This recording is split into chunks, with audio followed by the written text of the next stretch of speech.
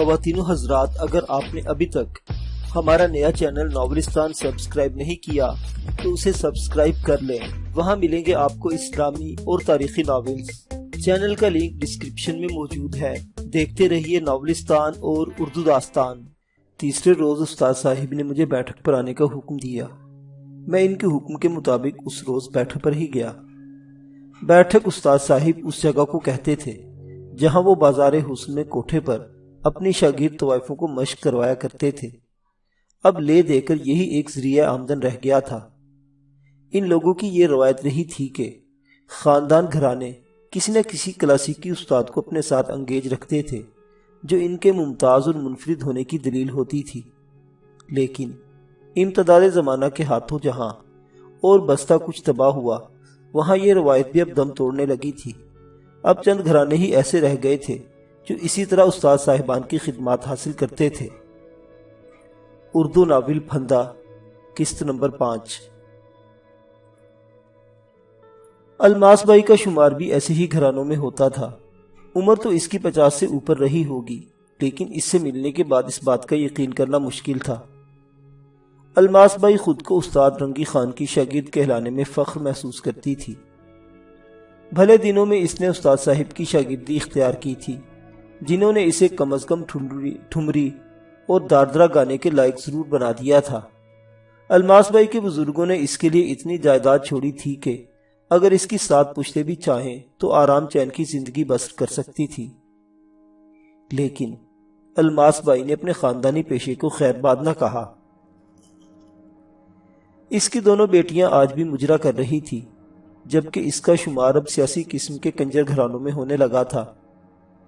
گزشتہ سال اس نے جس اسمبلی ممبر کی حمایت کا اعلان کیا تھا وہ کامیاب ہو گیا تھا، اور اب بازار کے لوگ اپنے چھوٹے موٹے کام نکلوانے کے لیے اس کی خدمات حاصل کیا کرتے تھے۔ اس کام کا معاوضہ وہ الگ وصول کیا کرتی تھی، کیونکہ ان لوگوں کے الٹے سیدھے کام نکلوانا بھی کوئی آسان کام نہیں تھا۔ اپنی دونوں بیٹیوں کو اس نے گزشتہ 3 ماہ سے باقاعدہ مجرے سے الگ کر دیا تھا، اور انہیں بھی استاد صاحب سے تعلیم دلوا رہی تھی۔ آواز کلام تو ان کا بس ایسا ہی تھا، لیکن ماں کی سفارش اور دبدبہ کام آیا، اور ہفتے میں 1 دفعہ وہ کسی نہ کسی حوالے سے ٹی وی پر دکھائی دینے لگی تھیں۔ الماس بھائی سے متعلق میری معلومات کا ذریعہ اخبارات کی فلمی ایڈیشن ہی تھے۔ اس کے اصلی جوہر تو بعد میں کھلے۔ اس روز میں استاد صاحب کے ساتھ کوٹھے پر گیا تھا، جہاں میرا غائبانہ تعارف استاد صاحب نے شاید پہلے ہی کروا رکھا تھا، اور یہی تعارف الماس بیگم کے لیے باعث دلچسپی اور تقریب ملاقات بن گیا۔ یہ ہے حنیف باؤ، استاد رنگی نے میرا تعارف کرایا۔ بہت خوشی ہوئی، آپ نے بہت اچھی لائن اختیار کی ہے۔ گانا تو صرف کلاسیکل گانا ہے، باقی تو بس بکواس ہے جس کو میں نہیں مانتی۔ یہ کہہ کر الماس بھائی نے اپنے نوکر کو میرے لیے چائے لانے کا حکم دیا۔ اس درمیان استاد صاحب نے آواز لگوانی شروع کر دی تھی۔ چائے آئی تو وہ بھی ہمارے ساتھ ہی بیٹھ گئی۔ آپ ڈی سی آفس میں ہیں؟ اس نے ادھر ادھر کی 2-4 باتیں کرنے کے بعد مطلب کی بات پر آتے ہوئے پوچھا۔ ہاں جی، میں نے مختصر سا جواب دیا۔ دیکھیے حنیف صاحب، استاد صاحب کے شاگرد ہونے کے ناطے آپ ہمارے پیر بھائی ہیں، اور آپ پر ہمارا حق بنتا ہے۔ الماس بھائی نے بڑی کاروباری مسکراہٹ میری طرف اچھالی۔ بچہ ہے اپنا بیٹا ہے، تم کہو بیٹی کیا کام ہے؟ استاد صاحب نے اپنی مونچھوں سے لگی ملائی کو ہاتھ کی پوچھ سے صاف کرتے ہوئے کہا۔ حنیف صاحب، چھوٹا سا کام ہے۔ یہ کہہ کر اس نے مجھے واقعی اس روز ایک چھوٹا سا کام بتایا۔ میرے نزدیک یہ 400-500 کا کھیل تھا۔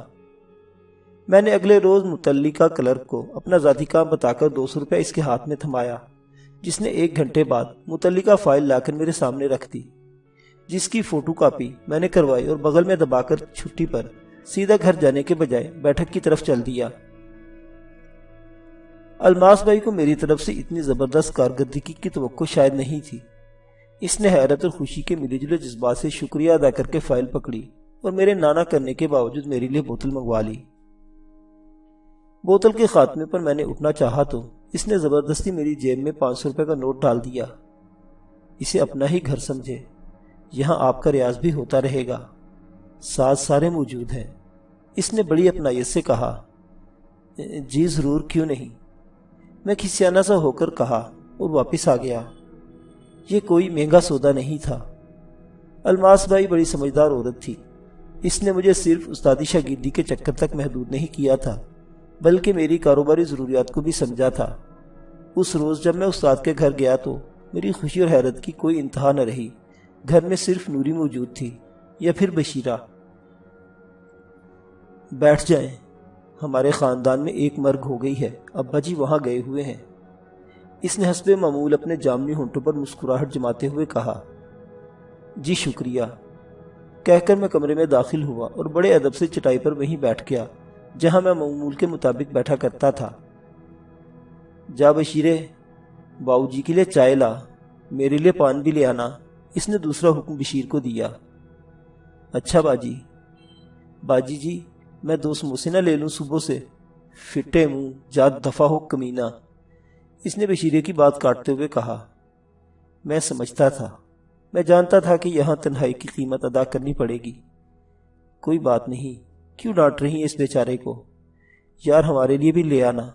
یہ کہتے ہوئے اپنی جگہ سے اٹھا اور بشیر کے ہاتھ میں جان بوجھ کر وہی 500 والا نوٹ تھما دیا جو میں الماس بھائی کے ہاتھ سے کما کر لایا تھا۔ جیتے رہو باؤ جی، اس کے منہ سے بے ساختہ نکلا۔ مر نہ جائیں، واپس آ جائیں جلدی، کہیں 500 دیکھ کر وہیں غرق نہ ہو جانا، نوری نے معمول کی زبان میں کہا۔ بشیرہ چلا گیا۔ نوری اندر آ گئی۔ میں نے احتراماً کونے میں دھرا ہارمونیم اٹھایا اور اس کے سامنے رکھ دیا۔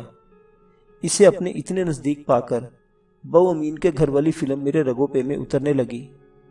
نوری نے کوئی سستی سی خوشبو لگا رکھی تھی، لیکن مجھے نہ جانے کیوں وہ اپنی اس سستی سی خوشبو اور نمکین رنگت سمیت اپنے دل میں اترتی محسوس ہو رہی تھی۔ خدا جانے وہ کون سی منحوس گھڑی تھی جب میں نے اسے دیکھا تھا۔ خدا جانے اس پل ستاروں کی گردش کیا کہہ رہی تھی، برجوں کی رفتار کیا تھی، کون سا سیارہ کس پر حاوی تھا۔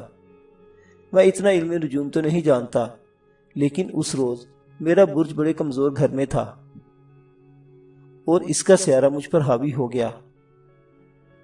وہ کوئی خاص لباس زیب تن نہیں کرتی تھی، کوئی 16 سنگار کر کے نہیں آتی تھی، کوئی فلمی ایکٹریس نہیں تھی۔ یہاں بازار حسن میں میرا آنا جانا شروع ہوا تھا، وہاں قدم قدم پر ایسی درجنوں لڑکیاں موجود تھی، لیکن اس میں کوئی خاص بات ضرور ایسی تھی جس نے مجھے باولا کر دیا تھا۔ اگر میں نے کوئی کام شاستر پڑھا ہوتا، اگر میں نے پنڈت کوکا ناتھ کا کوک شاستر پڑھا ہوتا تو ممکن ہے مجھے اپنے جنون کی وجوہات کا علم ہو جاتا، لیکن میں تو بالکل کورا تھا، ایک دم اناڑی۔ اور یہ کبھی نہ جان سکا کہ نوری بڑی تھی۔ وہ عمر میں مجھ سے کم از کم 5 سال بڑی رہی ہوگی، لیکن مجھے خود سے 10 سال چھوٹی نظر آتی تھی۔ بچپن سے اس نے کنجروں اور شریفوں کے فنکشن بھگتائے تھے، اس نے گھاٹ گھاٹ کا پانی پیا تھا، چھوٹے چھوٹے مزاروں سے بڑی بڑی گدیوں اور گدی نشینوں کے ہاتھ چوکیاں بھری تھی۔ وہ مرد کی آنکھ کے ذریعے اس کے اندر جھانک لینے کی قوت رکھتی تھی۔ جس کا جنسی علم کا میں اٹھک تھا، وہ اس پاٹھ شالہ کی استاد تھی۔ اس نے میرے اندر موجود ہلچل کو بڑی آسانی سے محسوس کر لیا تھا۔ ہارمونیم کو کھولتے ہوئے اس نے اپنا ململ کا دوپٹہ جان بوجھ کر ضرور سے زیادہ سرکا دیا تھا، لیکن میں تب بھی سمجھا کہ یہ اس کا ذاتی فعل نہیں۔ اس نے میری کمزور نبض کو پہچان کر ماہر حکیموں کی طرح اس پر مضبوط گرفت کر لی تھی۔ اب اسے میری مرضی کی مکمل سمجھ آ گئی تھی اور یہ گمان بھی حاصل ہو گیا تھا کہ اس کا علاج بھی اس کے پاس ہے۔ بسم اللہ کریں۔ اس نے اپنے موتیوں سے سفید دان 5 چبانے سے جن کی صحت پر کوئی اثر نہیں پڑا تھا چمکاتے ہوئے کہا۔ سانی رے گاما۔ میں نے اپنا سبق شروع کیا۔ خدا جانے میرے خشک حلق سے آواز کیسے نکل رہی تھی۔ اسے تو اپنے اتنا قریب پا کر دم گھٹنے کا احساس ہو رہا تھا۔ میرے جسم میں تو چنگاریاں دوڑ رہی تھی۔ ایمن جانتے ہوئے پنچھپ نہیں لگائے، اس نے مجھے عجیب سے لہجے میں کہا۔ اوہ غلطی ہو گئی، میں نے بے ساختہ جواب دیا۔ حنیف صاحب، یہ بڑا مشکل گانا ہے، آپ بابو آدمی ہیں، آپ نے کیا شوق پال لیا۔ اس نے اچانک ہی ہارمونیم سے ہاتھ اٹھا لیا۔ نوری، آدمی سب کچھ اپنی مرضی سے نہیں کرتا، میں نے پیش رفت کی۔ کیا مطلب؟ میں سمجھی نہیں۔ اس مرتبہ وہ باقاعدہ مسکرائی اور اس کی آنکھوں میں اس مسکراہٹ کے ساتھ عجیب سی چمک پیدا ہوئی۔ میں تمہیں کیا بتاؤں، میں بہت، خدا جانے وہ کون سا کمزور لمحہ تھا۔ میں نے اس سمے نوری کے سامنے خود کو بچہ ظاہر کیا۔ مجھے اپنی آواز بدلی ہوئی محسوس ہو رہی تھی۔ یوں لگتا تھا جیسے میری آنکھوں میں بھی آگ اتر آئی ہو۔ مجھے احساس ہی نہ ہو سکا کہ کب میری آنکھیں بھیگ گئی۔ نوری پر جیسے سکتہ طاری ہو گیا۔ باؤ جی، کیا بات ہے؟ آپ کچھ؟ اس مرتبہ اس نے سنجیدگی سے کہا۔ ہاں نوری، تم اس کا کچھ بھی مطلب لو، لیکن مجھے یہ کہنے میں کوئی آر نہیں کہ میں نے جب تمہیں پہلی مرتبہ دیکھا تھا تو تب سے میں تمہیں دل دے بیٹھا تھا، اور یہاں تک صرف اور صرف تمہارے لیے آتا ہوں۔ نوری، اس بات میں کوئی شک نہیں کہ مجھے بچپن سے گانے کا شوق ہے، لیکن اگر تم کسی ڈاکو کی بیٹی بھی ہوتی تو میں اس کے گروہ میں شامل ہو جاتا۔ جیسے جیسے میں بول رہا تھا نوری کی آنکھوں کی چمک بڑھ رہی تھی۔ شاید احساس تفاخر سے اس کی گردن کا خم بھی سیدھا ہو گیا تھا۔ مجھے اپنے سامنے مغلوب پا کر اس کی خود اعتمادی بہت بڑھ گئی تھی۔ ہائے باؤ جی، ہم چھوٹی ذات کے لوگ ہیں، آپ کیسی باتیں کر رہے ہیں؟ تب مجھے یہی لگا تھا کہ شاید میرے لہجے کی سچائی، میرے آنکھوں میں اترنے والی نمی نے اسے میری محبت کی سچائی اور گہرائی کا قائل کر دیا ہے، لیکن یہ اس کا کاروباری انداز گفتگو تھا، اس کا مجھے اندازہ ہی نہ ہو سکا۔ آج سوچتا ہوں تو اس میں وہ بے قصور تھی۔ اسے کیا علم کہ سچی محبت کیا ہوتی ہے۔ ممکن ہے اس نے کسی عرس پر گانے کے لیے سونی مہیوال یا ہیر رانجھا بھی یاد کی ہو، لیکن حالات نے اسے جس جہنم میں دھکیلا تھا وہاں اس کی سوچ کا محور صرف اور صرف انسانی جسم تھا۔ اسے تجربے نے شاید یہی سمجھایا ہوا تھا کہ یہ محبت جسم سے شروع ہوتی ہے اور جسم پر ختم ہو جاتی ہے۔ نوری، محبت میں کوئی چھوٹا بڑا نہیں ہوتا۔ یہ کہتے ہوئے میں نے بے اختیار اس کے دھرے ہاتھ پر اپنا ہاتھ رکھ دیا۔ خدا جانے اس کے بدن سے کون سی برقی لہریں خارج ہو رہی تھی۔ یوں لگا جیسے میرے بازو کے راستے میرے جسم میں مقناطیسی لہریں چلنے لگی ہیں۔ اچانک ہی دروازے پر آہٹ ہوئی۔ میں نے تیزی سے اپنا ہاتھ الگ کر لیا۔ بشیرہ اندر آ رہا تھا۔ مجھے تو یوں لگا جیسے میری کوئی چوری پکڑی گئی ہو، لیکن کیا مجال جو نوری ایک لمحے کے لیے بھی اب نارمل ہوئی ہو۔ وہ بالکل نارمل اور مطمئن رہی۔ بشیرے نے ہاف سیٹ چائے اور سموسے ہمارے سامنے رکھ دیے اور باقی پیسے تھما دیے۔ میں نے 10 کا 1 نوٹ اس کو تھمایا اور حاتم طائی کی قبر پر لات مارتے ہوئے کہا، جا یار سگریٹ پی لینا۔ مولا خوش رکھے باؤ جی۔ اس نے نوٹ جیب میں ڈالا اور نوری کی طرف دیکھے بغیر باہر چلا گیا۔ نوری نے سامنے پر چھتی پر دھرے برتنوں میں سے ایک چینی کی پلیٹ اٹھائی اور اس میں سموسے لفافے سے نکال کر رکھ دیے۔ چائے کا کپ میری طرف بڑھاتے ہوئے بولی، کھائیے۔ نوری، تم نے میری بات کا جواب نہیں دیا۔ میں نے بے چینی سے پوچھا۔ باؤ جی، میں کا ہی جواب دوں؟ یہ کہتے ہوئے اس نے شرما کر گردن جھکا لی۔ میں تمہاری طرف سے اسے ہاں سمجھوں یا نہ؟ نوری، میں نے ندیدے بچوں کی طرح کہا۔ ہائے اللہ، مجھے تو شرم آ رہی ہے۔ آپ کچھ کھائیے نا، اس نے لجاتے ہوئے کہا۔ حالانکہ اسے شرم بالکل نہیں آ رہی تھی۔ اس کے ہاتھ میں تو قدرت نے میری شکل میں ترک کا پتہ دے دیا تھا۔ اب تو اس کی ہر چال سیدھی پڑتی۔ اب تو اسے بہر صورت جیتنا ہی تھا۔ باؤ امین کے گھر دیکھی فلم کی ہیروئن نے اس روز پہلی مرتبہ میری حوصلہ افزائی کی اور میرا ہاتھ بہت مضبوطی سے پکڑ کر فلمی ہیروئنوں کی طرح مجھ سے قول قرار کروانے کے بعد اس پر بوسہ ثبت کر دیا۔ میری بدقسمتی کی یہ پہلی مہر تھی جو اس روز نوری نے میرے بدن پر لگائی، لیکن تب میں اسے اپنی خوش قسمتی پر محمول کر رہا تھا۔ شاید اس روز وہ سب کچھ ہو جاتا جو چند روز بعد ہوا، لیکن اچانک ہی دروازے کے باہر ہونے والی آہٹ نے ہمیں چونکا دیا۔ استاد رنگی خان تعزیت سے لوٹ آئے تھے۔ میرے دل کی دھڑکن بے قابو ہو رہی تھی، لیکن کیا مجال جو نوری نے ایک لمحے کے لیے بھی گھبراہٹ کا مظاہرہ کیا ہو۔ وہ تو یوں مطمئن دکھائی دے رہی تھی جیسے یہ اس کے لیے معمول کی بات ہو۔ اس کے چہرے پر حسب سابق مسکراہٹ جم گئی تھی اور مجھے یوں لگا جیسے وہ میری گھبراہٹ سے لطف اندوز ہو رہی ہے۔ اس نے ہارمونیم کے سر چھیڑنے شروع کر دیے۔ راگ المین کلیان کی ایک التھائی گنگنانے لگی، بالکل یوں جیسے وہ میری تعلیم کر رہی ہو، جیسے مجھے راگ دیوتا سمجھا رہی ہو۔ استاد صاحب کو دیکھ کر میں تعظیماً کھڑا ہو گیا، لیکن اس کے کان پر جوں تک نہیں رینگی تھی۔ کمال ہے ابا جی، یہ آپ کے 4 بج رہے ہیں۔ اس نے ہارمونیم پر مسلسل ہاتھ چلاتے اپنے والد سے گلہ کیا۔ پتر، جانا اپنے اختیار میں ہوتا ہے، واپس آنا تو نہیں۔ تیری ماں کے رشتہ داروں کا تجھے کیا علم نہیں ہے؟ استاد رنگی خان نے کھڑے کھڑے کہا، پھر وہ ہمارے ساتھ ہی آ کر بیٹھ گئے۔ سموسے جوں کے توں دھرے تھے، سوائے ان 2 کے جو ہم دونوں نے کھائے۔ استاد صاحب نے نوری کے کہنے پر ایک سموسہ اٹھا لیا۔ سموسہ کھانے کے بعد دونوں نے اپنی مونچھیں صاف کی اور نوری کی طرف استفہامی انداز میں دیکھا۔ نوری نے ان کا مطلب سمجھ کر دوبارہ وہی استحقاقی گانا شروع کر دی۔ حنیف بیٹا، کاپی پر لکھ لو، ہم مر گئے تو یاد کرو گے، کوئی استاد ملا تھا۔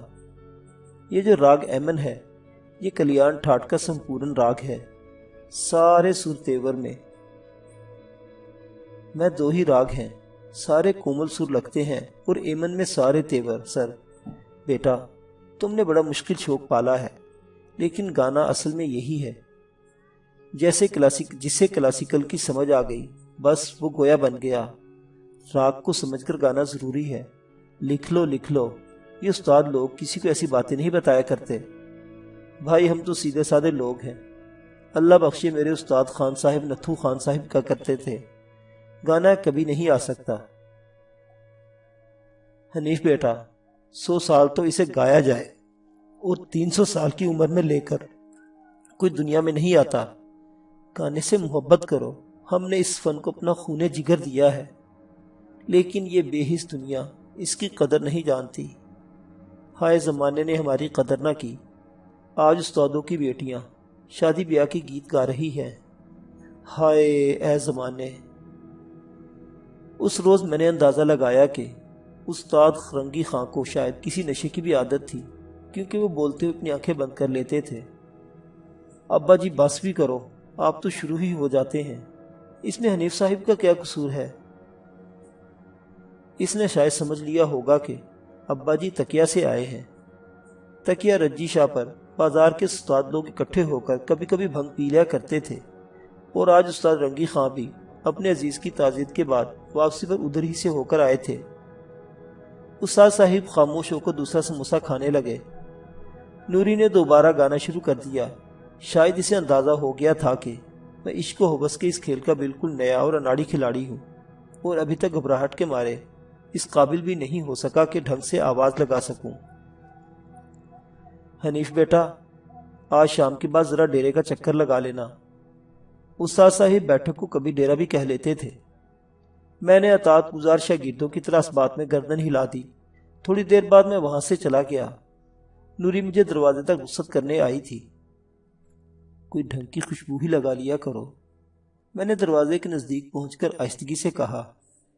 ہائے اللہ، آپ لا دینا، اس نے بے ساختہ کہا اور میرے بازو کو بڑے عجیب سے انداز میں چھو کر ہنسنے لگی۔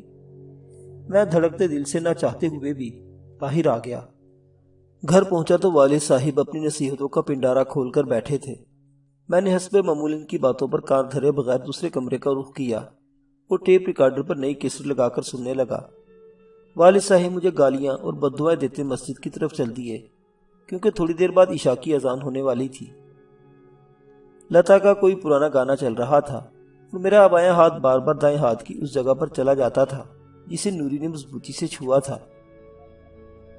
استاد صاحب کی طرف سے اسی روز شام کے بعد ڈیرے پر آنے کا پس منظر اب مجھے کچھ سمجھ آنے لگا تھا۔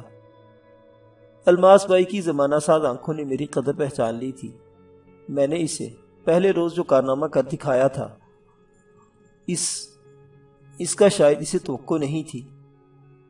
استاد صاحب کو یہ علم نہیں تھا کہ میں آج یہاں آنے سے پہلے اس سے مل کر آیا ہوں، اور شاید اس کے بعد الماس بائی کو کوئی کام یاد آ گیا تھا۔ آج میں گھر کا کھانا نہیں کھاؤں گا اماں بھی، میں نے والدہ سے کہا۔ کیوں بیٹا؟ یہ روز روز بازار کے کھانے کھانا شریفوں کا شیوا نہیں، میری ماں نے بڑی بے چارگی سے کہا۔ اماں جی، آپ بھی ابا جی کی طرح خامخواہ مجھ پر شک کرتی رہتی ہیں۔ کیا آپ چاہتی ہیں میں بھی ساری زندگی اس کھولی میں جانوروں کی طرح گزار کر مر جاؤں؟ آج میں نے اپنے نئے افسر کی پارٹی کی ہے، مل کر انہیں رات کا کھانا ایک اچھے ہوٹل میں کھلانا ہے۔ اگر میں وہاں نہیں جاؤں گا تو اس کا مطلب کیا لیں گے؟ آپ کو سمجھ آ رہی ہے اس بات کی؟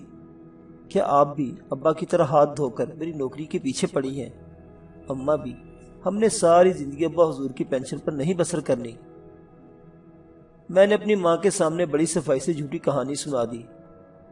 اچھا بیٹا، جیسے تیری مرضی۔ تیرے ابا نے تو کبھی ایسی پارٹیاں نہیں دیکھی تھی۔ بیچاری ماں نے ہتھیار ڈال دیے، اس لیے تو اس نے ترقی کی ہے۔ آدھا محلہ ہمارا ہی ہے اور 3-4 فیکٹریاں الگ سے چل رہی ہیں، میں نے جلے کٹے لہجے میں کہا۔ ماں نے میری بات کا جواب نہیں دیا، وہ نماز کے لیے وضو کرنے لگی۔ والد صاحب کے مسجد میں جانے کے بعد میں نے اپنا نیا سوٹ زیب تن کیا اور ڈیرے کی طرف چل دیا۔ حیرت کی بات تھی کہ آج آتے اور جاتے ہوئے آبدہ دکھائی نہیں دی، حالانکہ وہ عموماً کسی نہ کسی بہانے ان اوقات میں سیڑھیوں پر آ کر بیٹھ جایا کرتی تھی۔ میں بازار میں سے گزرنے کے بجائے ایک لمبا چکر کاٹ کر دوسرے راستے سے الماس بھائی کے ڈیرے پر پہنچا۔ رات ہو رہی تھی، لیکن ابھی بازار باقاعدہ نہیں کھلا تھا۔ چوروں کی طرح بازار کے لوگوں سے اپنا چہرہ چھپاتے ہوئے میں الماس بھائی کے کوٹھے کی سیڑھیاں چڑھ گیا۔ دروازہ کھلنے پر مجھے نوکر کی شکل دکھائی دی، جس نے شاید مجھے پہچان لیا تھا، کیونکہ دوسرے ہی لمحے جب اس نے میری آمد سے کمرے میں بیٹھے لوگوں کو مطلع کیا تو میرے کمرے کے دروازے تک پہنچنے سے پہلے الماس بھائی ننگے پاؤں باہر آ چکی تھی۔ جی آیا نو، جی آیا نو، اس نے آنکھوں میں کاروباری چمک لاتے ہوئے مجھے خوش آمدید کہا۔ میں اسے سلام کر کے کمرے میں چلا آیا۔ یہاں کا منظر ہی نرالا تھا۔ استاد رنگی خان شاید اپنی دکان بڑھا رہے تھے، کیونکہ ہارمونیم اور طبلے ان کے شگید ایک کونے میں رکھ رہا تھا۔ الماس بھائی کی بڑی صاحبزادی پنکی اپنے تمام تر ناز نخروں کے ساتھ استاد صاحب کے سامنے پراجمان تھی، اور سامنے آرام دہ صوفے پر 2 شخص بیٹھے تھے۔ ان میں سے ایک، جس نے اپنی مونچھوں اور سر کے سارے بال بڑے سلیقے سے کالے کروائے ہوئے تھے، ہاتھوں میں سونے اور ہیروں کی انگوٹھیاں پہنے بڑے کرو فر سے ایک صوفے پر بیٹھا تھا، اور اس صوفے کے دوسرے کونے میں ایک 30-35 سالہ نوجوان، جس کی شکل ہی سے مکاری جھلک رہی تھی، بدتیسی نکالے منافقانہ مسکراہٹ کے ساتھ موجود تھا۔ خان صاحب، یہ باؤ حنیف صاحب ہیں۔ اس نے بالکل اس انداز میں میرا تعارف کرایا جیسے بکرا منڈی کے کسائی اپنے گاہکوں کو بکری کی خصوصیات بتاتے ہیں۔ خان صاحب نے اپنی موٹی سی گردن کو جنبش دی۔ حنیف صاحب، انہیں تو آپ جانتے ہی ہوں گے، MP خان صاحب ہیں۔ مجھے فوراً یاد آ گیا کہ یہ منحوس چہرہ آخر جانا پہچانا کیوں لگ رہا تھا۔ اور یہ پراچا صاحب ہیں، رپورٹر ہیں اخبار کے۔ اس نے دوسرے منافق کا تعارف ایک مقتدر اخبار کے کرائم رپورٹر کی حیثیت سے کروا دیا۔ حنیف صاحب، آنکھ میں اکمل قریش صاحب ہمارے بڑے مہربان ہیں۔ کرائم رپورٹر نے فوراً اپنی پیشہ ورانہ مہارت کا ثبوت دیا۔ بڑی خوشی ہوئی جی آپ سے مل کر، میں نے استاد صاحب کو سلام کرنے کے بعد کہا۔ یار کھانا وانا منگواؤ نا، اچانک ہی MP خان صاحب نے بظاہر لا تعلقی سے کہا۔ حمید کہاں مر گیا ہے؟ اس کے ساتھ ہی الماس بھائی کی آواز بلند ہوئی۔ دوسرے ہی لمحے نوکر حمید وہاں موجود رہا۔ قادر خراب دیا پترا، کہاں دفعہ مر جاتے ہو؟ الماس بھائی نے بازاری انداز برقرار رکھا۔ بی بی، میں نے کہاں جانا ہے؟ پراچا صاحب کی سگریٹ لینے گیا تھا۔ یہ کہہ کر اس نے سگریٹ کی ڈبیا پراچا کو تھما دی، جس نے باقی پیسے نہیں لیے تھے۔ سگریٹ لینے گیا تھا؟ جا دفع ہو اور خان صاحب کا حکم سن کر کھانے کا بندوبست کرنے جا۔ الماس بھائی نے اس کی نقل اتارتے ہوئے بڑے روب سے کہا۔ جو حکم بی بی جی۔ جا یار، کوئی شادے لے آ۔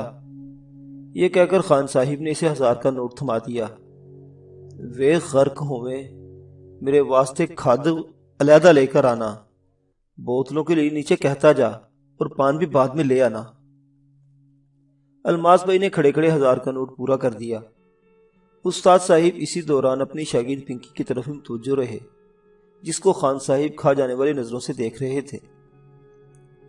حنیف صاحب، آپ سے ایک کام آن پڑا ہے، اگر آپ مہربانی کریں تو ہو جائے گا۔ الماس بھائی نے فوراً ہی تمہید باندھی، جس مقصد کے لیے مجھے یہاں طلب کیا گیا تھا۔ آپ فرمائیں، اگر میرے اختیار میں ہوا تو ضرور ہو جائے گا، میں نے عاجزی سے کہا۔ سچی بات تو یہ ہے کہ میں اس ماحول میں قدم رکھتے ہی خود کو بڑا دبا دبا محسوس کرنے لگا تھا۔ ساری زندگی میں نے جس کھولی میں گزاری تھی، وہاں تک ایسے ماحول کی کہانیاں تو پہنچتی تھی، لیکن یہ تو میں نے کبھی کہیں نہیں سوچا تھا کہ کبھی اس طرح کوئی اتنی خوبصورت طوائف عزت دے گی۔ آپ دھڑلے سے کام کریں حنیف صاحب، قریش صاحب اپنے یار ہیں، کوئی مسئلہ ہوا تو ہم سنبھال لیں گے۔ کرائم رپورٹر نے مداخلت کی۔ میں کوئی ایسا جرأت مند انسان نہیں تھا، احساس کمتری کا شکار، ایک بہتر درجے کا شہری زندگی میں جرأت کے الفاظ سے شاید ہی آشنا نہیں ہوتا، لیکن نہ جانے کیسے میرے منہ سے چڑھنے کے انداز میں نکل گیا۔ جناب، اگر قریش صاحب آپ کے اتنے ہی دوست ہیں تو آپ کو مشکل کس بات کی؟ آپ انہی سے کام کروا لیں۔ پر آچا، تم ہر معاملے میں اپنی ناک نہ رگڑا کرو۔ الماس بھائی نے شاید میرے غصے کو محسوس کر لیا۔ یار کبھی چپ بھی رہا کرو، تم اخبار والے لکھنے سے زیادہ بولتے ہو۔ اس مرتبہ خان صاحب نے بھی اسے ڈانٹ پلا دی اور وہ بے شرمی سے دانت نکالنے لگا۔ جناب، میری بات کا برا مت منائیں، واقعی ہماری عادت ہی ایسی ہوتی ہے۔ اس نے براہ راست معذرت کی تو مجھے لاشعوری طور پر اپنی اہمیت کا احساس بھی ہو گیا۔ آپ اسی طرف آ جائیں حنیف صاحب، یہ کہہ کر مجھے الماس بھائی دوسرے کمرے میں لے گئی۔ معزز سامعین، کہانی ابھی جاری ہے، بقیہ واقعات اگلی قسط میں۔ دیکھتے رہیے اردو داستان۔ اللہ حافظ۔